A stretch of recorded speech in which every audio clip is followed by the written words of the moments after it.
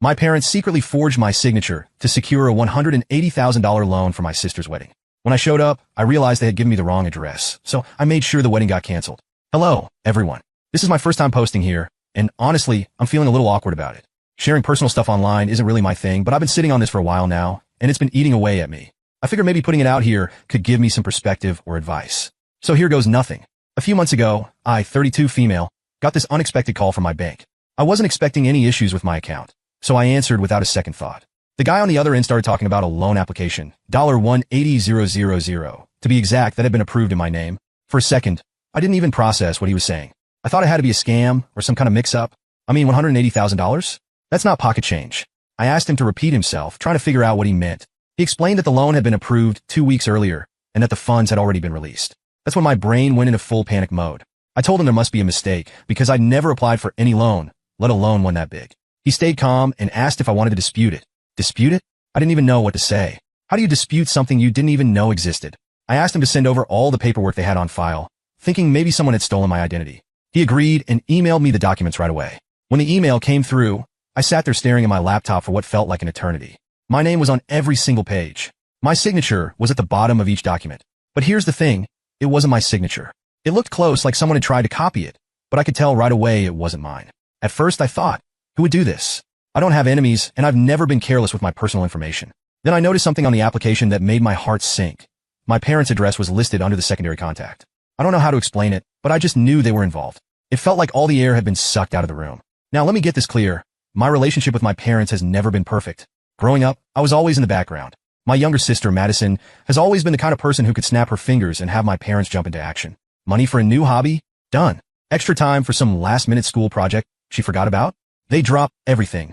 Meanwhile, I was the low-maintenance child, the one who didn't need much, or at least that's what they convinced themselves. If I asked for something, it was always met with a sigh, a lecture about responsibility, or the classic, "Can't you handle it on your own?" And I did, because what else could I do? I learned pretty quickly that relying on them just wasn't worth the energy. Madison is 28 now, and still the reigning queen of their universe. She's engaged to Kyle, a guy who seems decent enough, and they've been planning the kind of wedding that looks straight out of a magazine.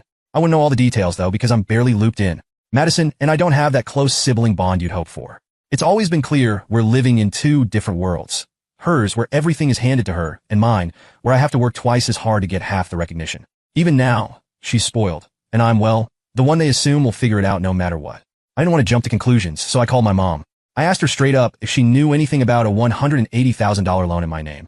At first, there was this weird pause, and then she said, "Oh, that's for Madison's wedding." I couldn't believe what I was hearing. I asked her to explain, and she went into this whole thing about how Madison wanted an extravagant wedding but didn't have the money to pay for it. My parents decided to help her out by taking out a loan, but instead of applying for it themselves, they used my name. Apparently, they thought it was easier because I had better credit. When I told her that forging my signature was a crime, she got defensive. She said, "We're family. You'd help if we asked, wouldn't you?" I couldn't even respond for a moment because I was so stunned. I told her that asking and committing fraud were two very different things. She didn't seem to care. She said they didn't want to bother me because they knew I was busy with work, like that made it okay. Then I called my dad. I thought maybe he'd have a better explanation, but no, he was even worse. He acted like I was the one overreacting. He said, "It's for your sister. You should be happy to support her on her big day." He even added some nonsense about how this is what families do for each other. That's when I realized just how deep they were into this. They didn't even think they'd done anything wrong. In their minds, this was totally normal. I hung up before I said something I'd regret. I couldn't even find the words. My head was spinning, my pulse pounding in my ears. How do you respond to that level of ignorance? I felt sick, like the ground had been ripped out from under me. Before I could say something I'd regret, or maybe just unleash everything I was holding back, I hung up. I sat there for a long time, staring at the wall, floored by how casually they decided my life was theirs to gamble with. This wasn't just a mistake or a lapse in judgment. It was deliberate. They had planned it, executed it, and justified it without so much as a second thought about me. After I hung up, I learned something that just made the betrayal sting even more. Apparently, my parents had first gone to Kyle's family, asking for help with the wedding costs. They wanted them to pitch in for the extra touches Madison had her heart set on, but Kyle's family had refused.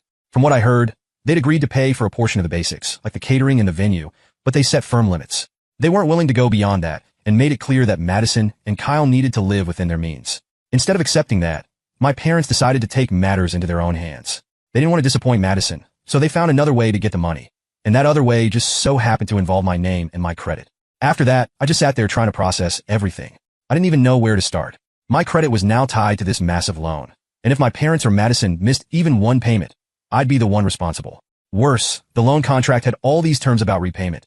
If they defaulted, the bank could demand the full amount immediately.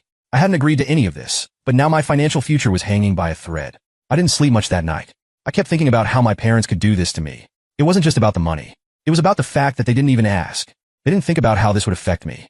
They just saw me as a convenient option, someone they could use to solve their problem. The next day, I contacted a lawyer. I explained everything, and they said I had a strong case, but it wouldn't be easy. Turns out my parents had already spent most of the loan on wedding deposits and vendors, so the money was gone. The lawyer recommended starting by reporting the fraud to the bank and gathering all the documents I'd need to take legal action. It was going to be a long process, but I didn't see any other choice. I wasn't going to let this slide. As I threw myself into figuring out what to do next, between calls with my lawyer and sorting through bank documents, I barely had time to think about the wedding itself. To be honest, I assumed I wasn't invited. Why would I be? After all this, my relationship with Madison was already rocky, and now I confronted my parents about their fraud. An invitation seemed unlikely, but about a week before what I thought was the wedding date, I got a formal invitation in the mail. It was ridiculously fancy, embossed gold lettering on thick paper, the kind of thing that probably cost a small fortune. The venue was listed as some upscale estate about 3 hours from where I live. For a second, I thought maybe this was their way of trying to smooth things over, like sending the invitation would magically erase all the betrayal. At first, I considered skipping it. The thought of sitting through an event funded by the loan they'd stolen my name from made my blood boil. But the more I thought about it, the angrier I got. Why should I stay home? They dragged me into this mess. So why should they get the satisfaction of pretending everything was fine without me there? So, I decided to go, not to make a scene or anything. I just wanted to see this wedding for myself. I wanted to look them in the eye and see if they could really stand there and celebrate without a shred of guilt. If nothing else, I figured it would give me some closure. The day of what I thought was the wedding, I got up early and started getting ready. I wasn't going to dress to impress, but I also didn't want to look like I didn't belong there. I threw on a decent dress, grabbed the invitation, and set off for the venue. The drive was long, but I didn't mind. It gave me time to rehearse what I might say if I ran into my parents or Madison. A dozen versions of the conversation played out in my head, each one more confrontational than the last. When I finally arrived at the address on the invitation, my stomach dropped. It wasn't a venue. It was a parking lot. An empty, rundown parking lot with cracked asphalt and weeds sprouting everywhere. There wasn't a single car in sight. No decorations.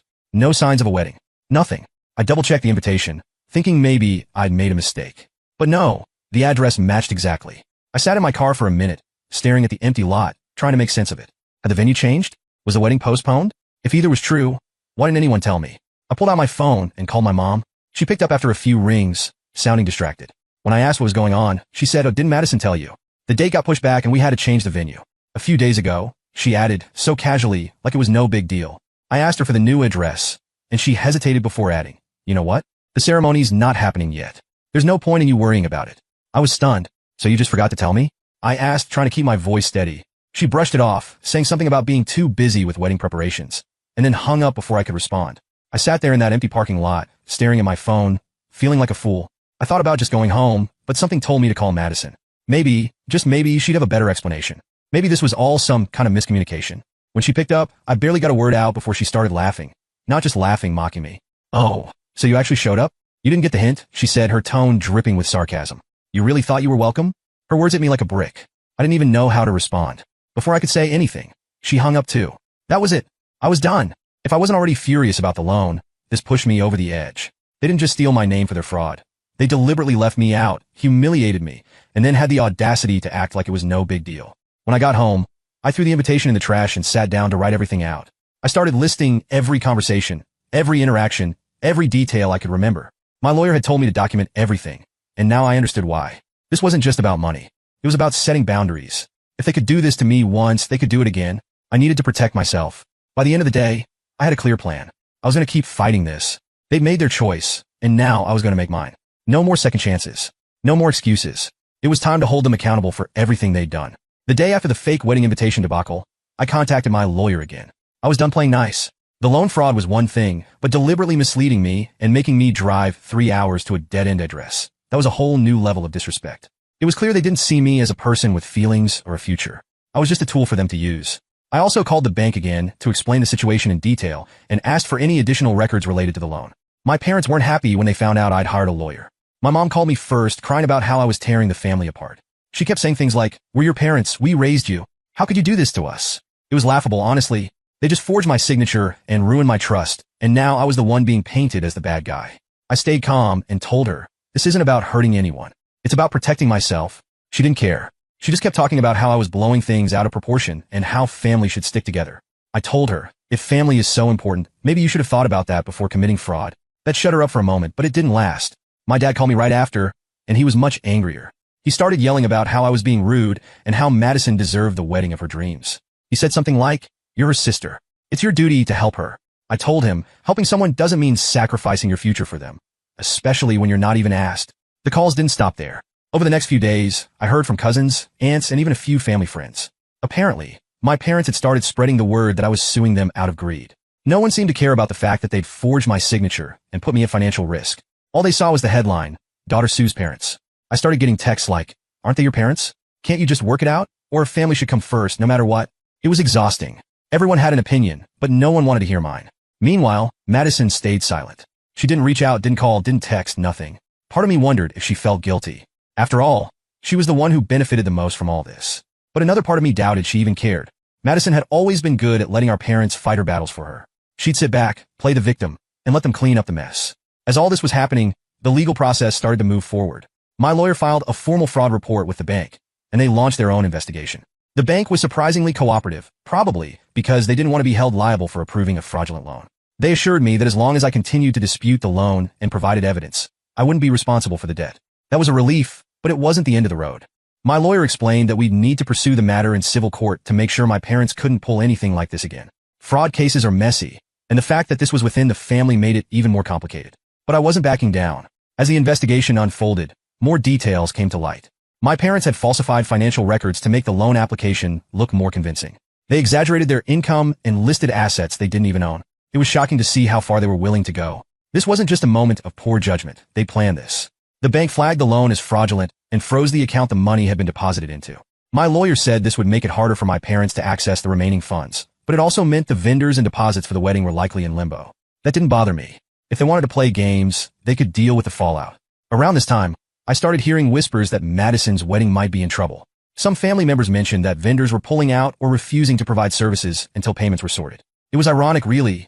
The wedding they'd gone to such great lengths to fund was now at risk of falling apart. I wasn't celebrating, though. This wasn't about revenge.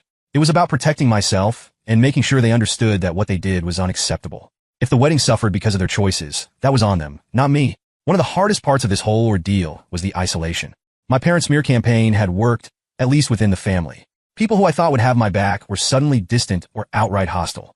I stopped answering most of the calls and texts because it wasn't worth the stress. The few people who did support me told me to stay strong and reminded me that I wasn't in the wrong. I clung to that. But you know what hurt me the most? It wasn't just the betrayal itself. It was the fact that my parents and Madison knew I was about to start a business, knew I was planning to quit my job to focus on it, and still went through with this. They knew I'd spent months securing funding and finding investors, and that I'd be financially vulnerable for a while as I got things off the ground. Yet none of that mattered to them. They didn't hesitate to gamble with my future just to fund Madison's wedding. They didn't care what it would mean for me if things fell apart. They only cared about what Madison wanted. Through it all, I kept thinking about my parents' mindset. They genuinely seemed to believe they'd done nothing wrong. In their eyes, this was just helping Madison, as though that made it okay to commit fraud and put me at risk. But at what cost? They were willing to risk everything, my credit, my finances, my stability, just to give her the wedding of her dreams. It was like my life, my plans, and everything I'd worked hard for didn't even register in their decision-making process. As the days passed, I tried to avoid thinking about Madison. She'd been silent through the fallout, which didn't surprise me. This was her usual approach. Let our parents shield her from the consequences of her actions while she acted like she was above it all. But the longer she stayed quiet, the more suspicious I got. If she was as innocent as she wanted everyone to believe, why wasn't she reaching out to defend herself? I figured her silence was strategic. If she ignored me, she probably thought I'd let it go and focus on our parents instead. That wasn't going to happen. I decided I needed answers. If she knew about the loan and played a role in it, I wasn't going to let her skate by while our parents took the heat. I texted her, keeping it short and to the point. Did you know about the loan before the wedding? She left me on read for hours. When she finally responded, all she said was, I don't know what you're talking about. I could practically hear her smug tone through the screen. It was infuriating. I fired back, telling her I knew she had to be involved because there was no way our parents would have done this without consulting her. If not, she was the one who pushed them to take this move. But she doubled down, saying it was none of her business and that she didn't want to get dragged into family drama. That was enough for me to start connecting the dots. Madison wasn't denying it because she didn't know. She was denying it because she didn't want to be caught. I knew her well enough to recognize when she was lying. She was too involved with our parents to not have known where the money came from. I thought about letting it go, but the more I replayed her words in my head, the angrier I got. Her fiancé Kyle deserved to know the truth, and so did his family. I opened his Facebook profile and wrote out a long message on Messenger. I didn't hold back. I told him everything. How the loan was taken out in my name, how my parents forged my signature, and how Madison had likely known all along. I also advised him to break off the engagement and think carefully about marrying into a family that could commit such actions. I didn't stop there. I also sent the same message to a few of Madison's close friends, people who had been gushing about her wedding on social media. I didn't care if it made me look petty. They deserved to know what kind of family they were dealing with. But deep down, I couldn't help but wonder if I had gone too far. I really wanted to find out if my sister knew about the loan. Madison had built her life on the backs of other people's sacrifices, and it was time for her to face the consequences. Within a day, I started hearing whispers through mutual friends that Kyle had confronted Madison about the loan. Apparently, she tried to play dumb at first, but when he pressed her, she cracked. She admitted she'd known about the loan from the beginning. Not only that, but she'd even encouraged our parents to go through with it because she didn't want to be stuck with the wedding costs. Hearing that was both validating and infuriating. I'd suspected she was involved, but knowing she had actively encouraged it made my blood boil. She knew how much this would hurt me, and she didn't care. All that mattered to her was getting her dream wedding, no matter the cost. It didn't take long for Kyle to call off the engagement. He wasn't the type to tolerate dishonesty, and Madison's actions clearly crossed a line for him. From what I heard, he told her that if she could lie about something this big, he couldn't trust her in a marriage. His family backed him up, cutting ties with Madison completely. When my parents found out, they started begging me. They called nonstop, pleading for me to fix things and take back what I had said. My mom kept saying, "We can still fix this if you just undo the damage," and tried to guilt me into believing I'd overreacted. When begging didn't work, their tone shifted to anger. They accused me of destroying Madison's life. My dad yelled that I'd humiliated her and ruined everything they had worked so hard to give her. "You've torn this family apart," he said, blaming me for the fallout. My mom doubled down, saying, "How is she supposed to recover from this? You betrayed your own sister." When I stood firm, they turned it into a personal attack. My mom accused me of being jealous of Madison, saying, "You've always had a problem with her. This is just you trying to ruin her happiness. Her wedding matters more than your already failed business." Their masks were tearing off. You know the real truth of people when they are most angry. Then Madison finally decided to contact me. I answered, and she immediately launched into a tirade. She blamed me for everything. Her engagement falling apart, her wedding being canceled, even the tension between our parents and me. "You ruined my life," she said. "If you hadn't been none of this would have happened." I couldn't believe her audacity. I reminded her that she'd been part of the plan from the start, that she knew the loan was fraudulent and didn't care how it affected me. She denied it at first, but when I pressed her, she admitted it. "I thought it would be fine," she said. "I didn't think the bank would contact you. I figured we could keep it quiet until after the wedding, but you blew up everything. Are you happy now?" Her words hit me like a slap. She didn't even try to justify what she'd done. She just assumed it wouldn't matter because she thought she'd get away with it. I told her that her lack of foresight wasn't my problem and that she needed to take responsibility for her actions. She fired back, calling me a terrible sister and accusing me of sabotaging her life out of jealousy. Exactly what my mom had said. Obviously, she fills their heads with her nonsense. That was the last straw for me. I told her that if anyone had sabotaged her life, it was her. She made the decision to involve herself in the fraud. She made the decision to lie to her fiancé and her friends. I wasn't going to take the blame for her choices. After that, she hung up on me.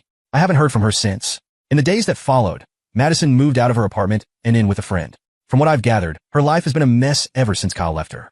She's been posting vague, useless messages on social media about betrayal and family loyalty, clearly aimed at me. I've ignored them. I'm not interested in engaging with her games anymore.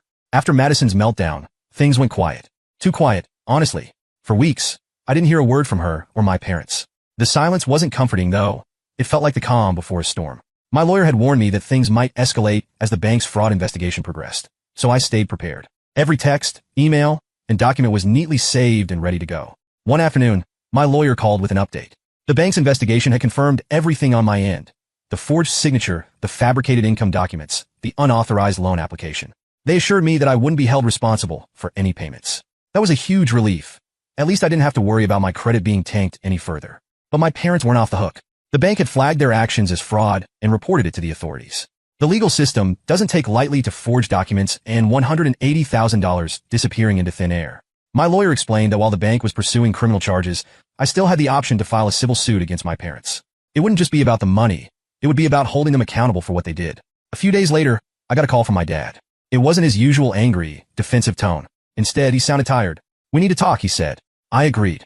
I wasn't expecting an apology, though, but I wanted to hear what he had to say. When we spoke, he started by trying to justify everything again. "We only did this because we wanted to help Madison," he said. "We didn't think it would get this far." I stopped him there. "You didn't think it would get this far because you didn't think I'd find out," I told him.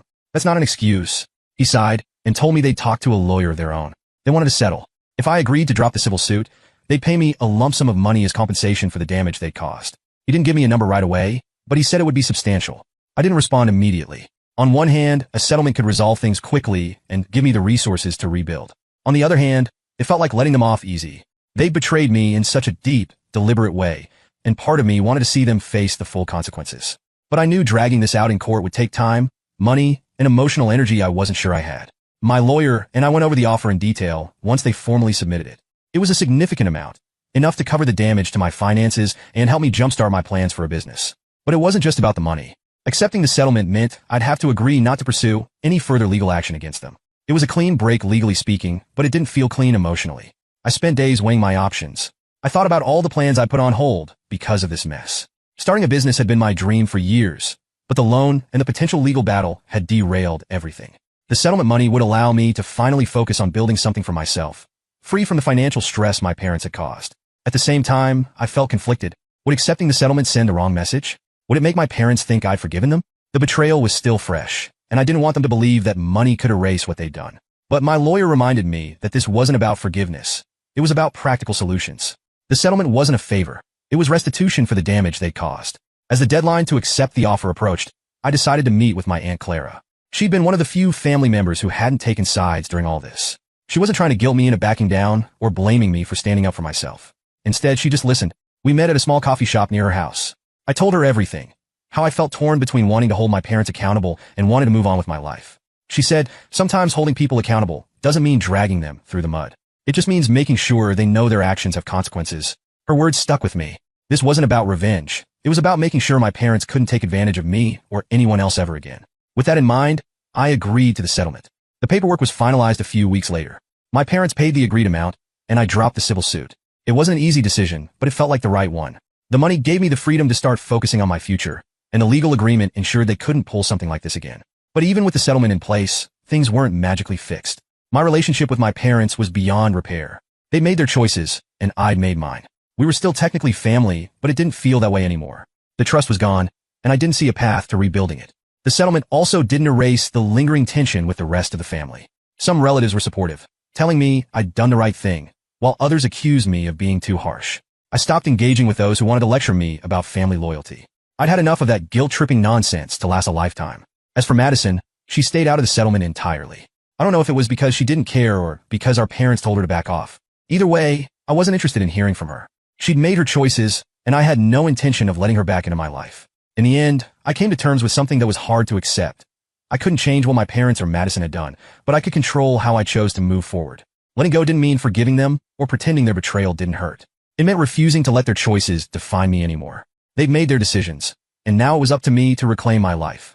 I am now focusing entirely on my business. Using the settlement money, I was finally able to kickstart the dream I'd been putting off for years. Every small milestone felt like a victory. For once, I wasn't tied down by anyone else's expectations or chaos. I was building something entirely on my own, but I won't lie, it hasn't been easy.